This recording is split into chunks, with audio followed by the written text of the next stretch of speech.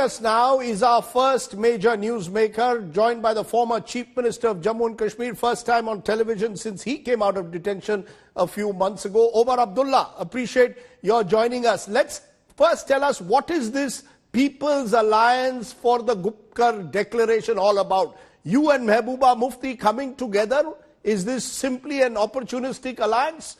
Is this a political alliance? What exactly is it?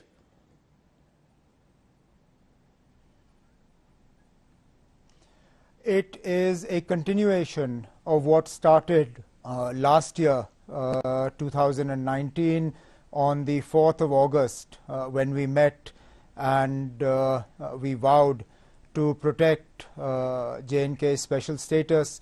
Of course, no sooner had we come together and said that, that night a number of us were picked up and detained, and that's where the process pretty much ground to a halt until today, because we were waiting for Ms. Mehbooba Mufti to be released. There had been a meeting of some of the constituents of the Gupkar Declaration a few weeks ago, I think a little more than a month ago, in which Sajad Lone and others were able to participate. But we felt that really for this process to move forward, it would be important that Mehbooba Mufti, given the importance that her party occupies, her own position as a former chief minister, that really the way forward would start to sort of become clear once she was out and she was able to participate in the deliberations. So obviously, to give it a proper name, to give it a formal structure, to give it a proper sort of agenda, and all these things were discussed today. We will be rolling them out over over the next few days and weeks. But to come to the crux of your question, is it an opportunistic alliance? No, it's not.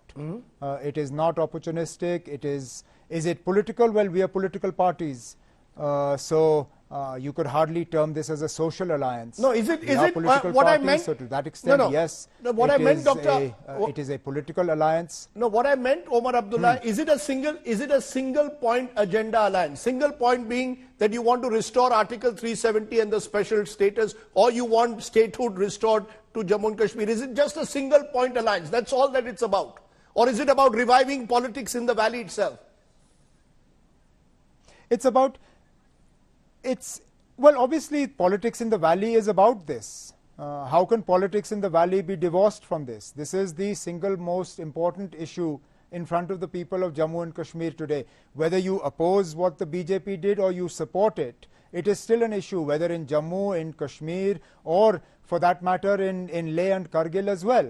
So this is part of the political process, and sure, it is going to be an important component of politics in both these regions. No, the reason I ask you, is it a single point agenda? Well, at the moment, we are committed to the Gupkar Declaration, which is why the name makes it very clear. It is the People's Alliance for the Gupkar Declaration.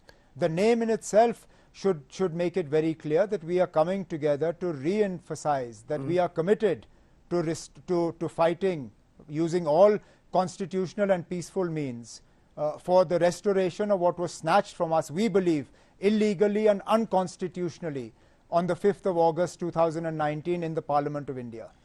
You know, it comes though against the backdrop, Omar Abdullah, against your father Farooq Abdullah's rather, some would say, bizarre assertion that Article 370 should be restored in Kashmir with China's help.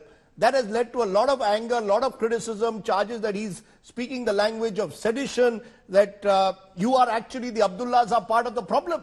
If your father says that he wants China's help at a time like this to have Article 370 restored. So against that backdrop, how are we to see this alliance? No, Rajdeep, that is not what, I'm sorry, one second, Rajdeep, I'm sorry. That is not what he said. That is not what he said, and it's not your job to quote BJP spokespersons as if they are God's gift to truth. That is not what he said. He said that China has been commenting on J&K's internal affairs. He said that China has taken a position on the revocation of Article 370 and 35A. Those are both facts. China has done that.